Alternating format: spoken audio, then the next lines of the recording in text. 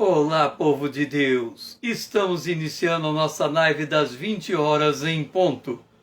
Estamos trabalhando estudos sobre o Apocalipse. Estamos no módulo 7, o Deus de Satanás, o Deus desse século. Eduardo, Renata, sejam bem-vindos. Nós estamos iniciando o nosso módulo de número 7, a parte de número 5. Satanás, o Deus deste século. Nós temos colocado que os anjos, portanto Satanás, no nome de Lúcifer, eles foram criados no segundo dia da criação. Nós temos colocado como elemento de prova Neemias capítulo 9, versículo 6, e Jó capítulo 38, versículo 4 a 7. Quando Deus questiona Jó, os filhos de Deus já estavam ali observando Deus colocar os fundamentos da terra. Um outro detalhe que nós mostramos é que, contado o tempo da criação, quando nós não são dias de 24 horas, mesmo porque o sol foi colocado, ele apareceu na terra e colocado como marcação de tempo, de estações, somente no quinto dia, no quarto dia da criação. Este livro está em inglês, God According to God, ou seja, Deus de acordo com Deus, do cientista Gerald Schroeder.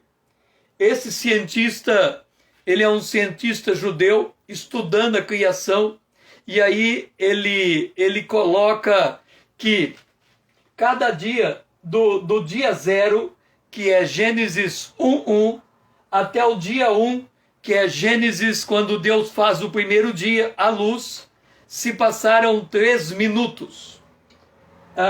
No Gênesis 1:2, quando diz que o Espírito de Deus pairava sobre as águas, houve ali uma inflação, uma explosão, uma expansão. O universo começa a se expandir. Eu já disse que não estou falando de teoria da evolução, mas que em cada momento do tempo, Deus dá uma ordem para que algo seja criado ou formado naquele momento do tempo. Então ele não vai formando uma coisa, gerando outra, mas ele, ainda que em certos momentos ele pega um material para formar outro material, ele dá uma ordem, haja luz e houve luz, haja a separação entre águas e houve. Então cada momento da criação ele dá um comando e aquilo que ele comanda se cria. Se cria de alguma maneira. Lembrando que quando nós pegamos a palavra criação, algo vindo do nada, a palavra bará, ela encontra em Gênesis capítulo 1, verso 1, quer dizer, Deus criou do nada os céus e a terra, ou seja, o potencial dos céus e da terra, aquilo que ele ia formar a partir daquele elemento primaveral. Depois a palavra bará é usada de novo quando Deus cria as aves e os peixes. E depois a palavra bará é usada de novo quando Deus cria o homem. Em cada um desses, na primeira palavra bará, Deus cria absolutamente do nada um componente. No segundo bará, Deus cria do componente que já existia um outro componente, mas acrescenta algo novo. Algo que seria o instinto do mundo animal, que difere do mundo vegetal. E depois, quando ele cria o homem, ele cria do barro, ou seja, de alguma coisa, ele cria o corpo do homem, mas ele insere algo do nada, ou seja, o espírito no homem, algo que ainda não existia na criação.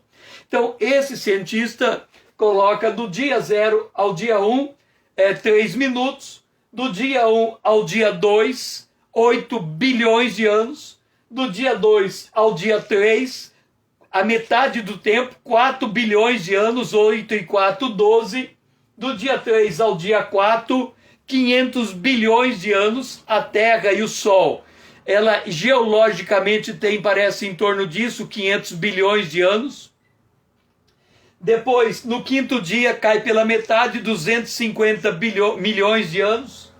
No sexto dia, cai pela metade, 125, 500, 250, 125 milhões de anos. Somado dá um pouco mais de 15 bilhões de anos. Os cientistas dizem que do ponto zero até hoje tem 13 bilhões e meio de ano, ou 11 bilhões e meio de ano. Não vamos ficar discutindo se é 11, se é 13, se é 15. Para nós essa diferença não faz sentido.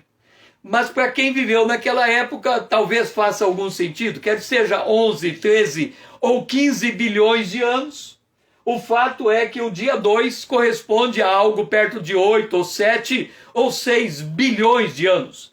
E é nesse período de bilhões de anos que nós encontramos o registro em Ezequiel capítulo 28. Ezequiel capítulo 28, o versículo de número 13. Vamos lá, Ezequiel 28. Ezequiel 28, vamos lá, 28, versículo 13. Estava no Éden, jardim de Deus. Este Éden era um Éden eminentemente mineral, por isso que nós colocamos a formação do planeta nesse período, quando Deus está formando as estrelas. E quando nós vamos para Isaías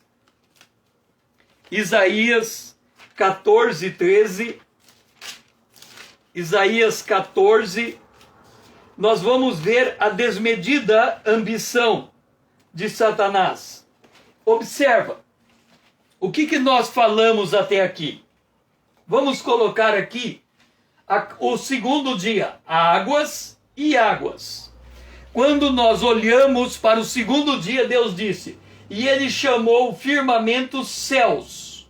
Ele não nominou esta segunda água. No terceiro dia ele nomina terra. Então ele criou os céus e a terra. No 2 os céus e no 3 a terra. Ok? Agora, nós sabemos que o Sol é uma estrela de quinta grandeza. Então vamos colocar aqui. Uma estrela de primeira grandeza, segunda grandeza, terceira grandeza, quarta grandeza e o Sol. E quando ele cria o Sol, nós sabemos que parece que temos 9 planetas. Um deles é a Terra. Então Deus cria aqui a Terra.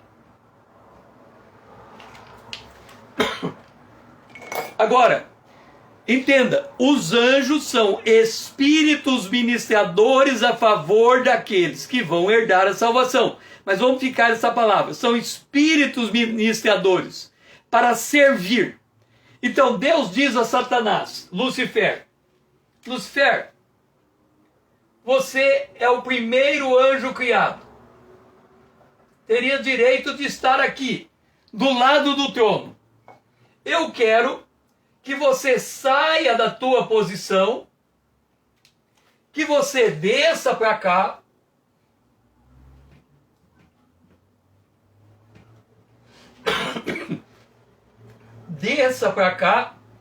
e seja o guardião da terra.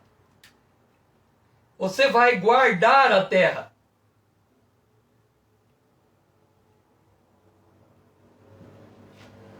Ora, no primeiro momento, qual que é a ideia de Lúcifer? Deus está me dando uma missão. Ele me tira daqui e coloca aqui. Ótimo, eu vou executar a minha missão. Mas aí ele percebe o seguinte: quando Deus termina o segundo dia da criação, ele chama estas águas de céus. Ele chama essas águas de céus. Aí Lucifer começa a perguntar, pera lá, por que ele cria os céus e me coloca no nada? No lugar que nem nome tem. Aí ele vem e diz em Isaías 14, subirei, quer dizer, ele vai sair da estrela de quinta grandeza e vai subir até a estrela de primeira grandeza, acima das estrelas de Deus. Lembra que quando, no tempo de Baraque, no tempo de Débora, há uma guerra, e depois da guerra, a Débora canta a vitória da guerra, e ela canta que desde as estrelas do céu, as estrelas entraram em participação naquela guerra. Quer dizer, os seres invisíveis e espirituais entraram em batalha. Nós devemos lembrar, e quando falamos de Israel, o povo escolhido de Deus, nós fizemos ênfase a de que Israel Israel é a esposa do Criador. A igreja é a noiva do Cordeiro. A igreja vai ser a esposa do Redentor. Israel é a esposa do Criador. Então Israel é o guardião da criação. Israel, quando ele se movimenta, o tempo movimenta junto com ele. Tudo que acontece com Israel é contado no relógio. Israel ficou 70 anos na Babilônia, ficou 430 anos no Egito. Então tudo em Israel é contado no tempo. Então, quando os céus, ele quer colocar acima das estrelas e diz, exaltarei o meu trono. E no monte da congregação, nós podemos inferir de que o monte seria aqui, o monte da congregação.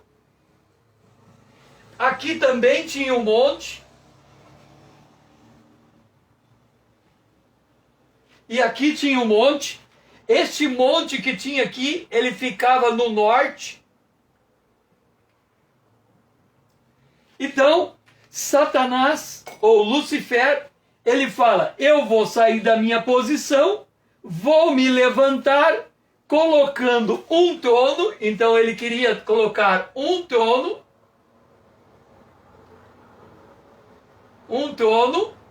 diante do trono de Deus, comandando abaixo dele todos os anjos, porque ele era o primeiro criado, o mais poderoso, o mais forte. Então ele fala, todos os anjos reportam a mim e eu reporto a Deus.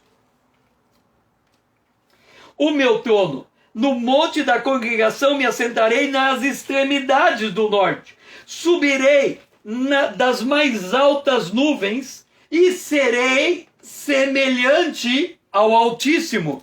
Daqui se deduz que Satanás ele é sempre um imitador.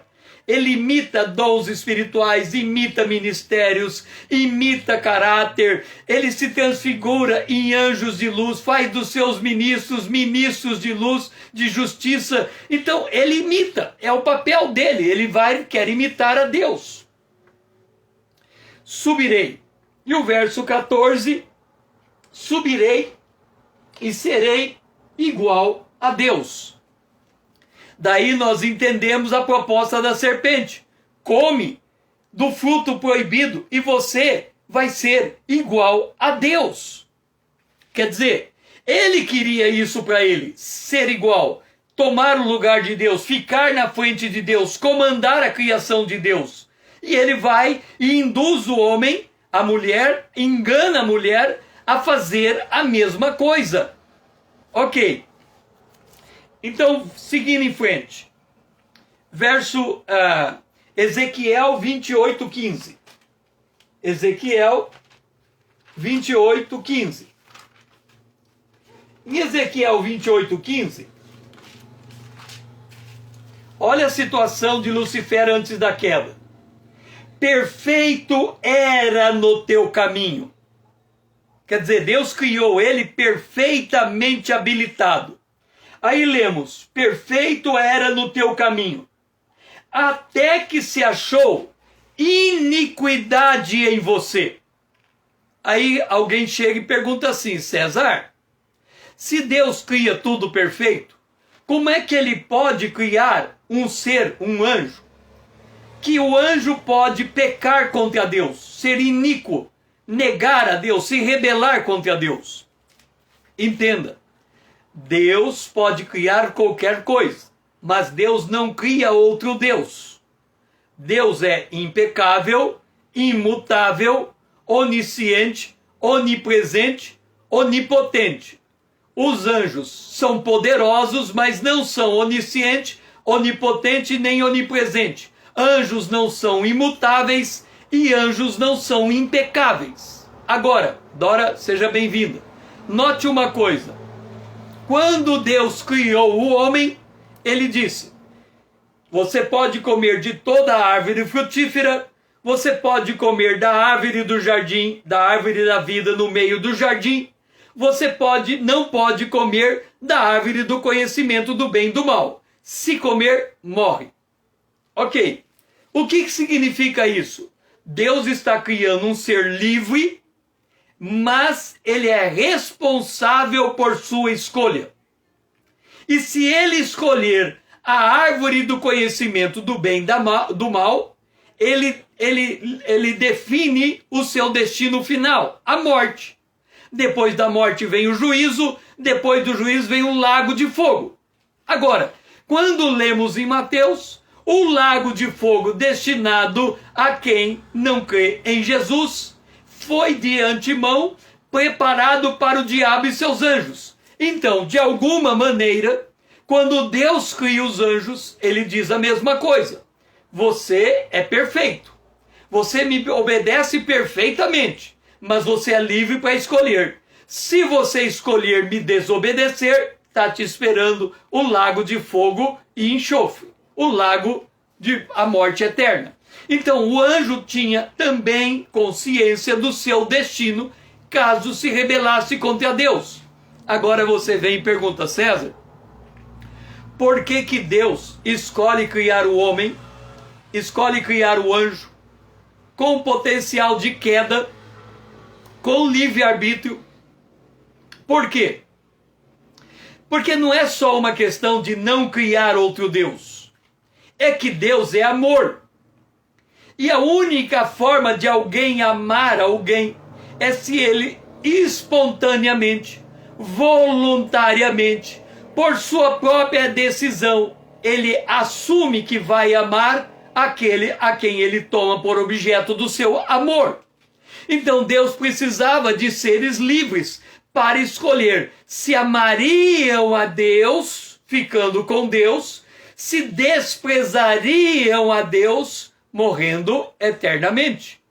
Então não é só uma questão de Deus não querer um outro Deus, mas é uma questão de Deus querer uma criatura que esteja com Deus espontaneamente, voluntariamente, por sua própria vontade, desígnio e desejo. É por isso que o primeiro mandamento é: ame a Deus de todo o teu coração, de toda a tua alma, de todo o teu entendimento. Ame o teu próximo como a ti mesmo. O amor é uma deliberação que você assume querer fazer. Você assume amar. Então é por causa disso que Deus cria seres livres, para que se eles quisessem ficar com Deus, seria por uma decisão espontânea, voluntária, de amor.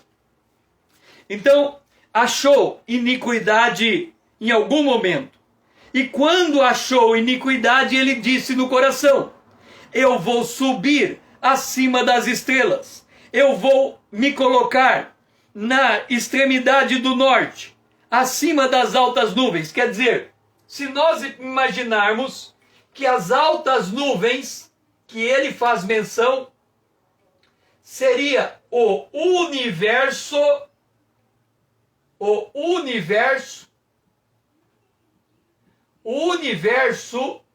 ele é constituído de uma matéria que de alguma forma preenche o espaço vazio.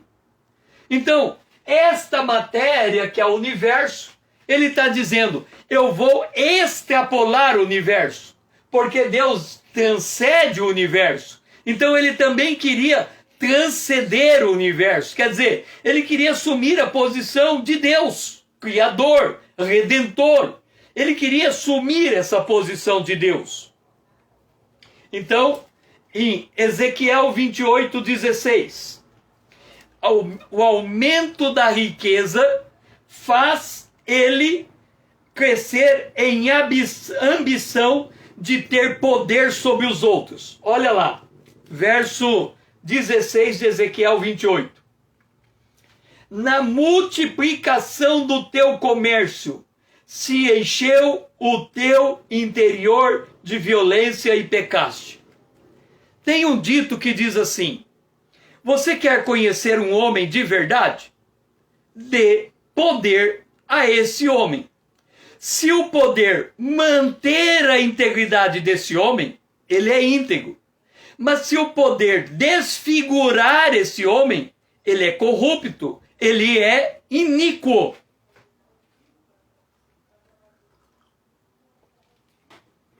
É por isso que nós votamos em uma pessoa e quando ela assume o poder, ela se torna em outra pessoa, diferente daquela que era para nós. Por quê?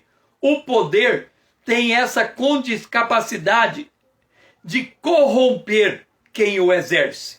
É por isso que as eleições brasileiras, elas dão um prazo em que alguém pode ser presidente. Depois daquele prazo tem que tirar ele, porque senão ele se torna um ditador. Ele vai se corromper pelo poder.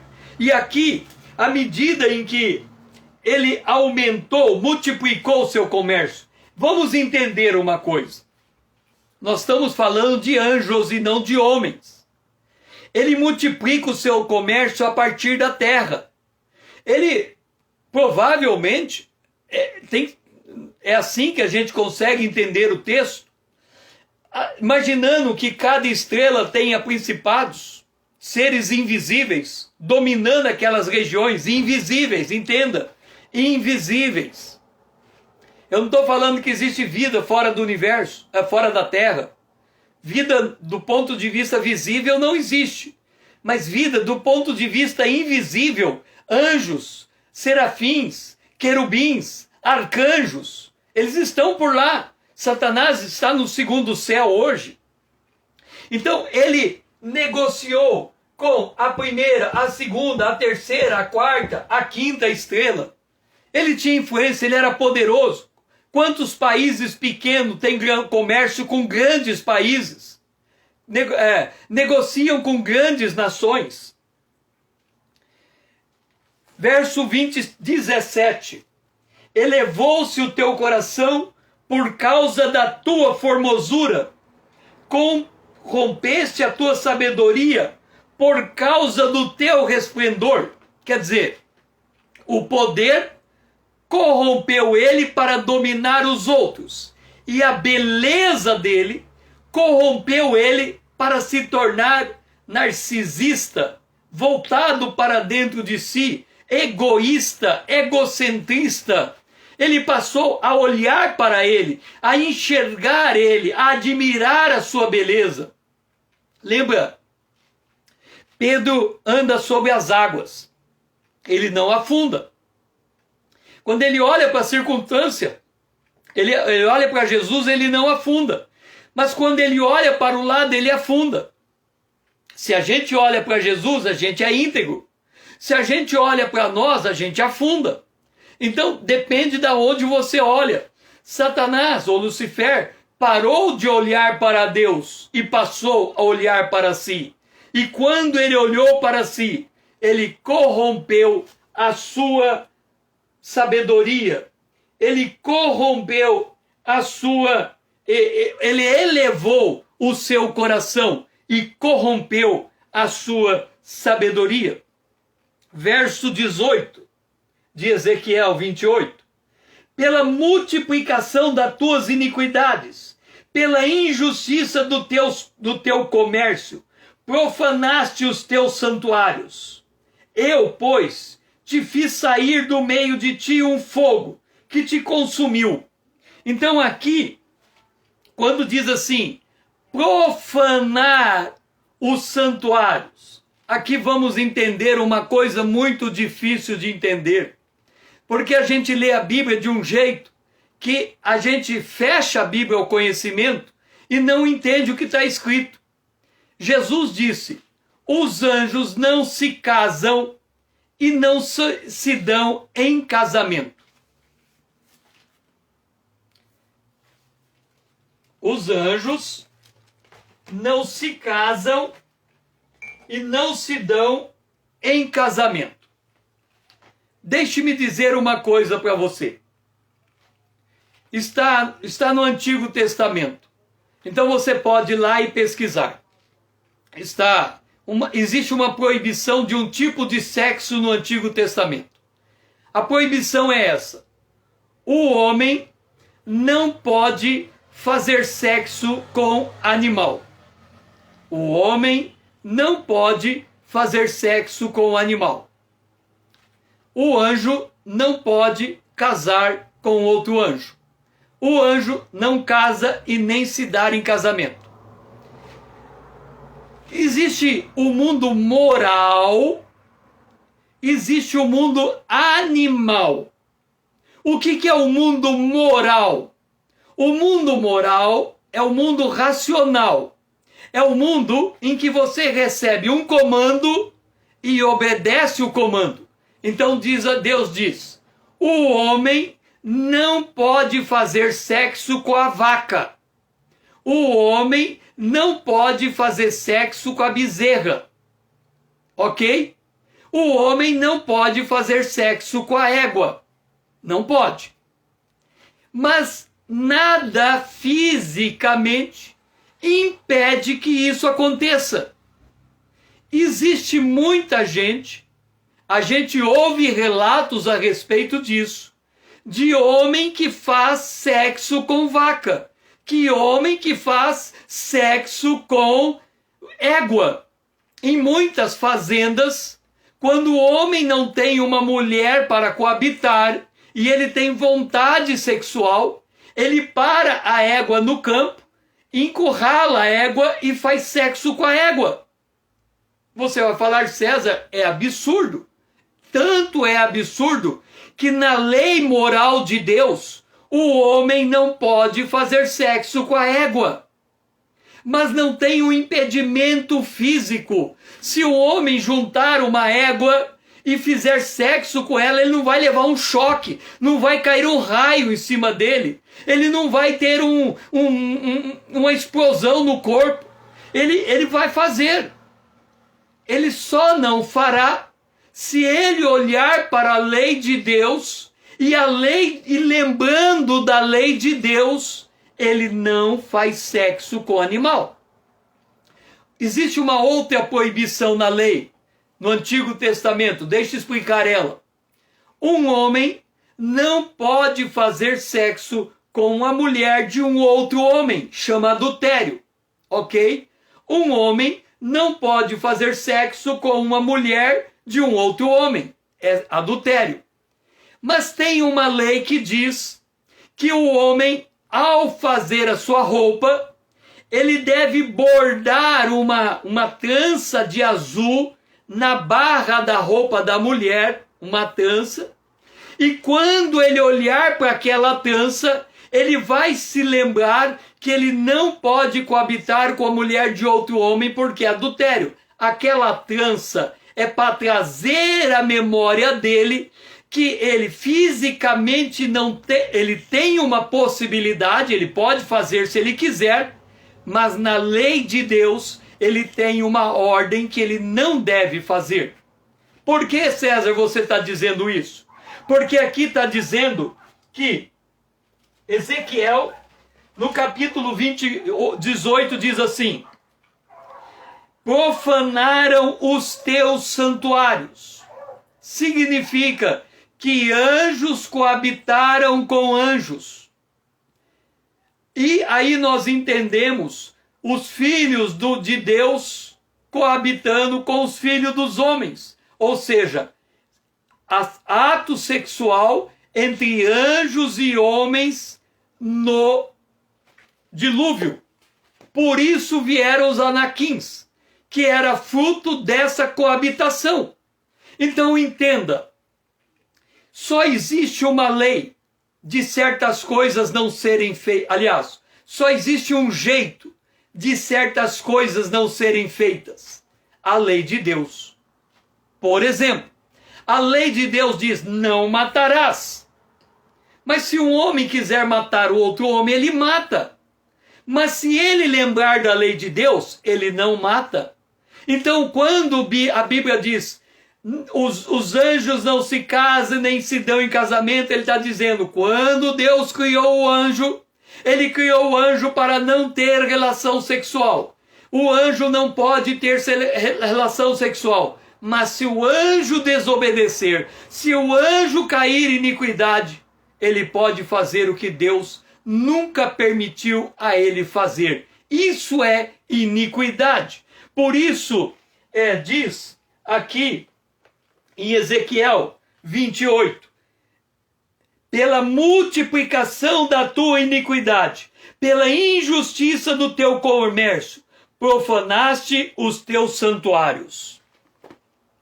Eu me lembro de uma história verídica. Um brasileiro foi no Japão negociar um grande contrato com o sócio dele. Ele e o sócio dele se reuniram com dois empresários japoneses, sócios entre si, e eles fizeram uma reunião para fazer uma grande sociedade de comércio comercial. Ok? A reunião foi muito difícil, mas no final do dia, eles assinaram um contrato de sociedade. Então, dois brasileiros fecharam um contrato de sociedade com dois japoneses naquele dia. Quando terminaram de assinar o contrato,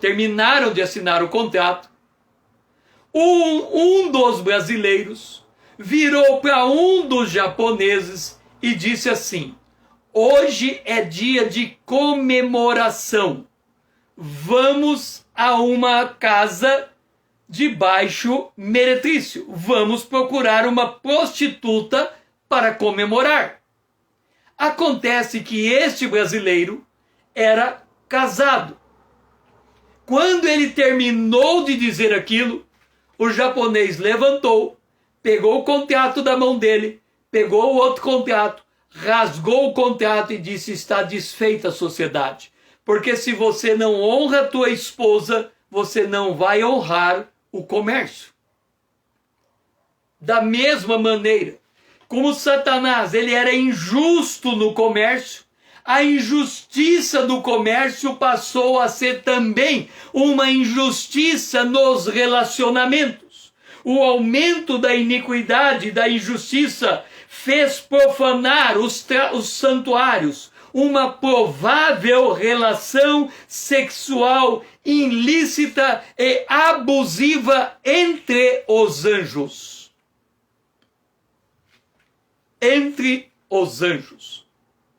A gente tem uma visão muito romanceada do mundo celestial caído.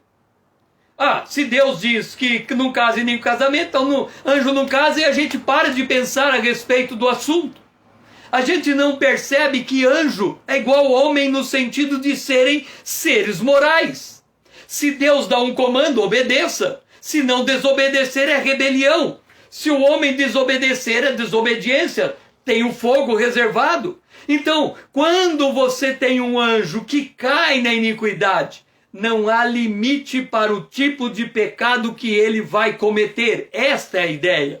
Tanto é verdade que quando acontece essa rebelião, um grupo de anjos são lançados em cadeias eternas. Por quê?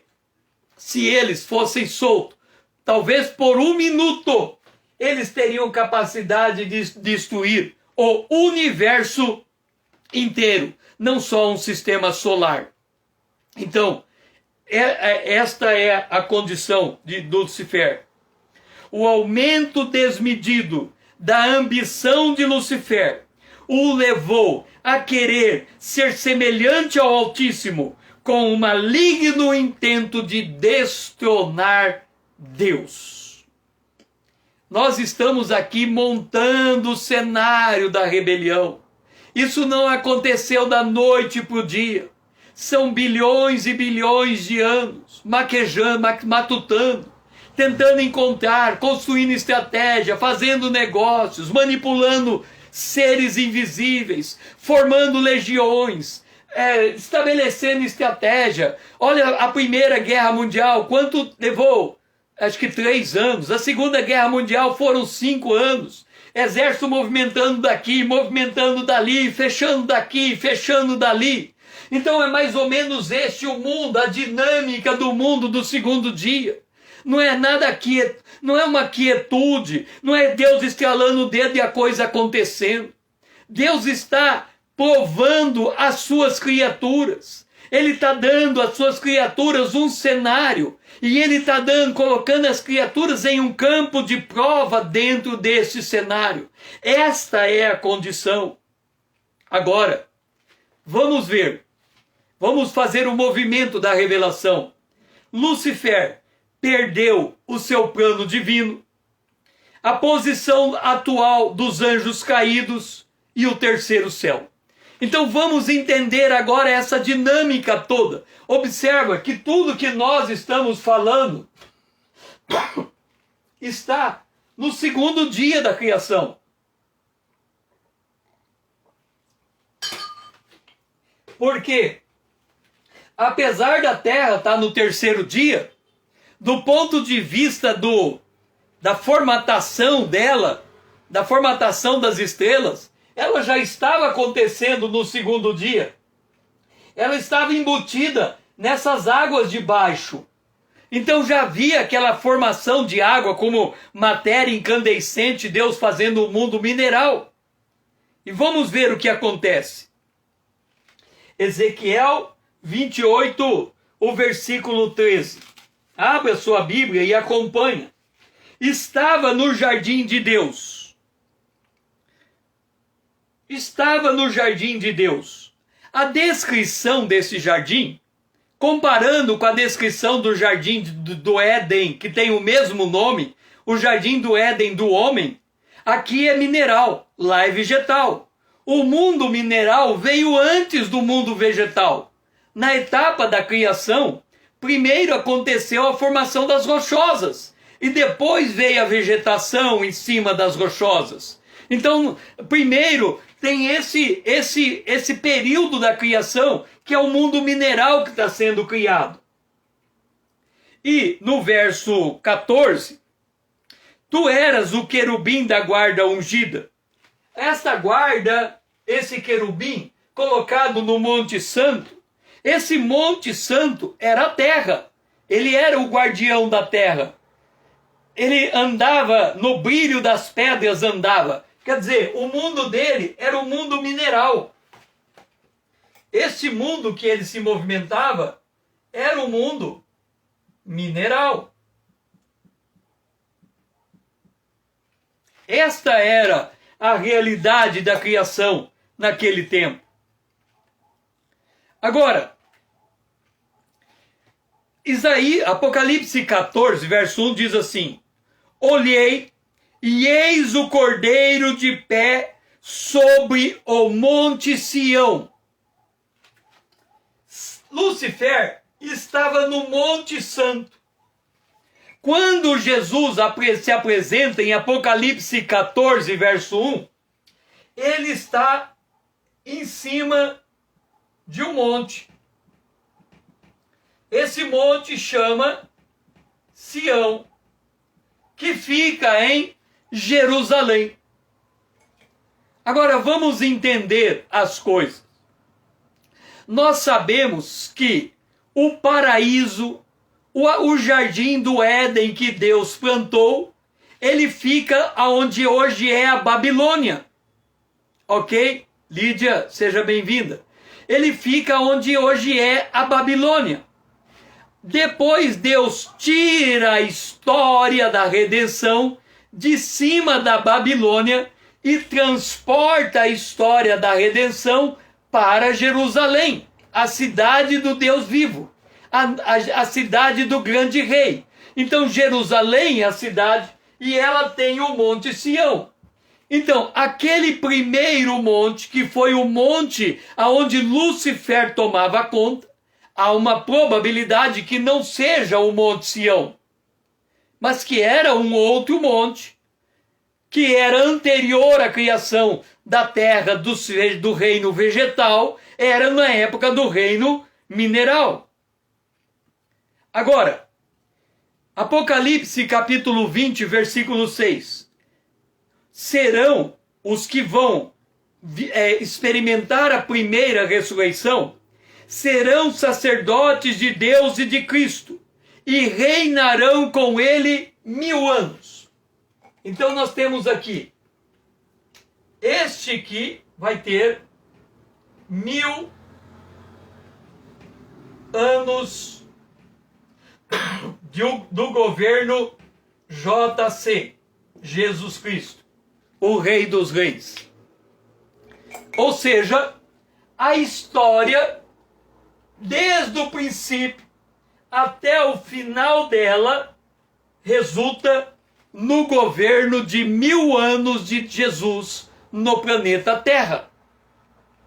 Se Lúcifer tivesse saído dessa posição, permanecido nessa, ele estaria, por consequência, na última posição, reinando. Apocalipse 21, 3. Então ouvi uma grande voz vinda do trono, dizendo ao trono de Deus. Por que o trono de Deus está antes da eternidade passada, antes da criação dos céus e da terra? Porque Deus é transcendental. Ele está além da criação do mundo visível e invisível. Ele está além dessa caixinha chamada universo, seja lá o tamanho que ela for. Agora, olha o que Deus diz em Apocalipse 21, 3. Ouvi uma grande voz vinda do trono dizendo: eis o tabernáculo de Deus com os homens. Quem é o tabernáculo de Deus? O tabernáculo de Deus é a Nova Jerusalém, uma cidade cúbica que vai descer do céu, e o próprio Deus será a luz dessa cidade. O que é que nós estamos entendendo aqui? Deus está saindo do lugar inacessível, porque Paulo diz que Deus habita em luz inacessível, e está se movimentando para vir para onde está a criação de Deus, o trono de Deus. Aqui nós temos que entender, porque quando a gente pensa em Deus, trazendo uma cidade que vai ficar no lugar onde hoje estaria a lua, rodando a terra ali naquele lugar, aquela cidade é a habitação de Deus. A gente não para pensar que Deus está abrindo mão da sua habitação e indo para outra habitação, que é dele também, tudo é criado por ele. Mas ele está se deslocando, ele está se movimentando. Deus amou o mundo de tal maneira que ele veio ao encontro, ele veio buscar o que estava perdido, ele deu o seu Filho unigênito para que aqui no planeta Terra, morrendo na cruz do Calvário, todo aquele que nele crê não pereça e tenha vida eterna. E depois ele pega o Filho e ele ressuscita e ele leva para o trono de Deus, mas lá no final ele vai trazer a cidade e ele vai habitar com o homem. Qual era a intenção de Lúcifer? Sair daqui para lá. Vamos pensar no absurdo. Vamos dizer assim, que Deus fizesse assim, ó, vou fazer uma pegadinha com Satanás, não vou fazer nada com ele não. Deixa ele aprontar as coisas dele aí. Ele quer tomar o meu lugar? Quer. Então deixa aí. Aí um dia alguém dá um recado para Deus: Deus, Satanás tomou o teu lugar. Aí Deus vai falar: tomou meu lugar? Como assim? Meu lugar não é mais lá, é aqui. Quer dizer, Satanás vem para cá, Deus está lá, Satanás vem para cá. Aí Satanás se rebela contra Deus e Deus vem para o lado de cá. Na verdade, o universo inteiro é de Deus e a rebelião será contornada. Mas é apenas para você entender que há um deslocamento. Deus se prontifica a sair de um lugar inacessível para se tornar acessível. E quando ele quis colocar Lucifer naquele lugar, por isso fala de santuários. Os anjos também são santuários. Santuários de adoração. Santo, santo, santo. Os anjos são santuário. Então, entenda o cenário. Deus está querendo vir para cá. E o inimigo está querendo ir para lá. É uma coisa... O inimigo não consegue entender a lógica de Deus. Ele se perde. Por quê? Ele não é onisciente, ele não é onipresente, ele não é onipotente. Ele se deixou corromper. Por isso que a Bíblia diz que a soberba é o prenúncio da queda. Apareceu a soberba, a queda chegou. E foi o que aconteceu com Lucifer. Qual é então a posição atual dos anjos? Vamos entender um pouco mais a criação. Vamos nos voltar para Gênesis capítulo 1. Gênesis capítulo 1, o versículo de número 1. Criou Deus os céus e a terra. Criou Deus os céus, está aqui os céus, e a terra, está aqui a terra. Os céus está no segundo dia, a terra está no terceiro dia.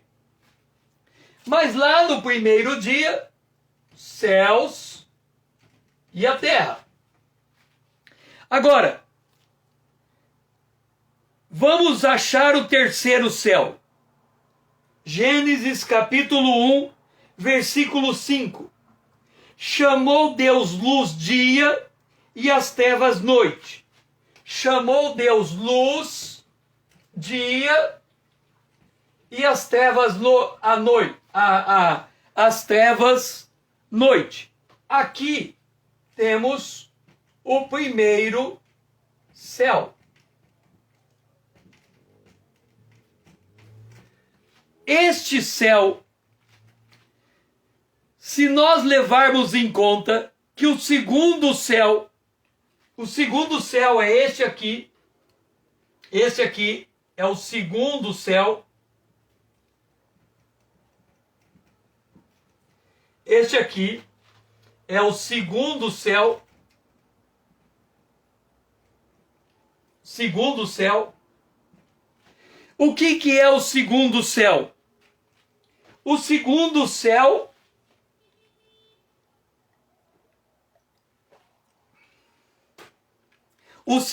céu é da estratosfera terrestre para cima todo o universo.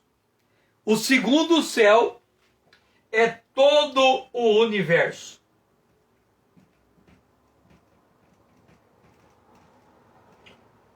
E qual é o primeiro céu? O primeiro céu é a terra, aonde está as aves. Então nós temos aqui o primeiro céu, aonde estão as aves, o segundo céu, aonde está o universo, e o terceiro céu,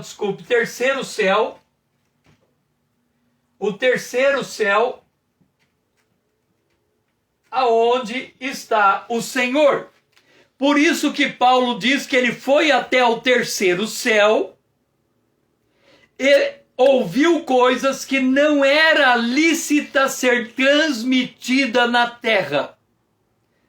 Então, o primeiro céu, nós estamos colocando o globo terrestre, o segundo céu, todo o universo, e o terceiro céu, além do universo, fora da nossa capacidade de compreensão. Ok? Então nós temos o primeiro céu, o segundo céu, o terceiro céu. Vamos então seguir adiante. Paulo escreveu, segundo aos Coríntios 12, 2, já citei. Conheço um homem em Cristo que há 14 anos foi arrebatado, ele saiu daqui, vamos pegar aqui, ó. Ele saiu daqui e foi até aqui, ao terceiro céu. Ele diz, eu não sei se ele foi no corpo ou se ele foi fora do corpo. Deus sabe. Então, daqui até aqui, como é que ele foi? Ele pode ter ido porque ele passou por um portal para uma outra dimensão, ou ele pode ter passado pelo Sol, pela estrela de quarta, terceira, segunda, primeira grandeza e chegar lá. Só que a distância é absurda. Então nós não sabemos como se deu o deslocamento. Aqui eu quero colocar uma coisa para você. Tem muita gente que não consegue raciocinar na Bíblia, porque ele é mais ou menos o seguinte. Imagina você ter um ataque cardíaco e você precisa trocar o teu coração na hora. Você é levado para o hospital. Aí quando você está ali, preparado para ser anestesiado, e o cirurgião arrancar o teu coração e pôr outro, você chega para ele e diz assim, olha, eu sou marceneiro e eu nunca vi um homem trocar um coração de um outro homem. Então você não tem condição, não tem capacidade, não tem entendimento de trocar o meu coração. Isso é impossível. Então deixa eu morrer aqui na maca, porque eu sei que você vai fazer uma coisa que não funciona. E ele morre naquela maca. Claro que isso não acontece. Por quê? Porque ele sabe que apesar dele ser marceneiro, existe uma profissão chamada cirurgião cardiovascular que tem a capacidade de fazer um transplante de coração. Ele não sabe, mas o outro sabe. Como que Paulo está na terra e chega aqui, Paulo diz, eu não tenho a menor noção de como foi feito, mas que foi feito, foi feito. Ou seja, o fato da gente não conceber o mecanismo de transporte não significa que é impossível ser transportado. Entenderam? Então, essa é a condição para nós entendermos o céu. Segundo, Efésios capítulo 6, verso 12. Porque a nossa luta não é contra a carne, contra o sangue e carne, e sim contra principados e potestades, contra dominadores desse mundo tenebroso, contra forças espirituais do mal nas regiões celestes.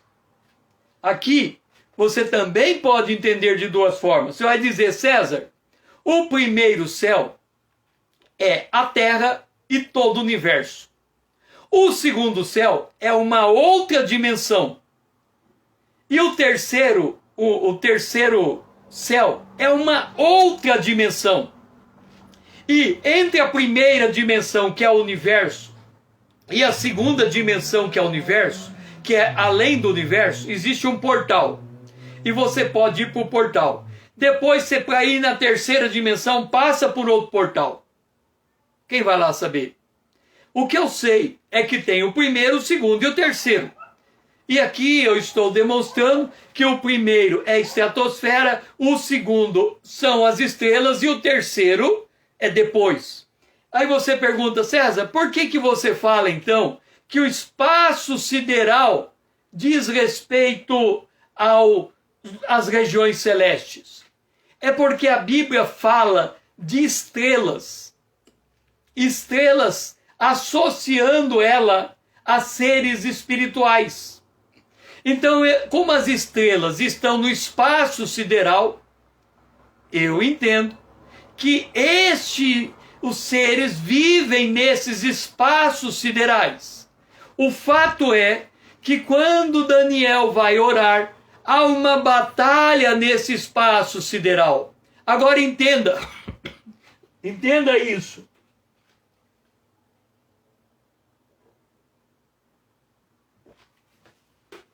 Entenda isso.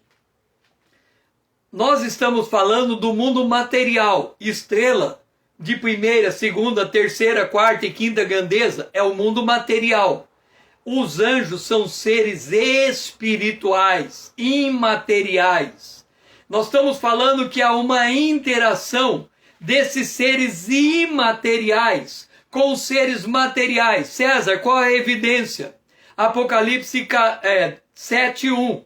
Os anjos estão no quarto canto da terra segurando o vento. Vento é matéria, é coisa material. E os anjos são seres invisíveis, são seres imateriais. Como é que o ser imaterial segura o vento? Não faço a menor ideia. Que ele segura, porque está escrito lá que ele segurou. Agora, como ele faz para empreender a ação de segurar o vento, aí é outra história. É a mesma coisa chegar para mim e falar, César, você usa celular? Eu uso. Você abre o celular e desmonta ele e monta de novo? De jeito nenhum. Eu não tenho ciência para fazer isso. Então, como ele faz a sua ciência, eu não sei. Mas eu sei que ele faz. Efésios capítulo 2, verso 6. E juntamente com ele nos ressuscitou e nos fez assentar nos lugares celestiais em Cristo Jesus. Observa, nós estamos na terra. Do ponto de vista espiritual, nós estamos assentados nos lugares celestiais em Cristo Jesus. Aonde é que Cristo Jesus está sentado? Ao lado do trono de Deus. Aonde é que nós estamos assentados? No trono de Deus junto com Jesus. Então, a gente não consegue enxergar isso. Nós estamos aqui na terra, mas João diz, aliás, Paulo diz, que aonde eu estou na terra, eu estou conectado com cabeça no céu, que é Jesus, e a minha posição é equivalente desse. Então vamos entender uma coisa. Se nós podemos ser arrebatados e chegar no terceiro céu, se há uma guerra no segundo céu, aonde os seres tenebrosos estão, significa que a nossa posição espiritual é em cima deles, superior a deles. É por isso que quando eu oro, que em nome de Jesus está amarrado esse espírito maligno, eu estou dizendo que a minha posição é do trono de Deus e eu estou acima dos lugares das regiões celestes. Eu me coloco acima porque eu estou em Cristo Jesus e Cristo está na mais alta posição da terra. Ele pega eu que estou na terra e me eleva no céu, do jeito que ele fez com Paulo. Ele pegou Paulo aqui e falou, Paulo, vamos fazer uma viagem, chega no terceiro céu.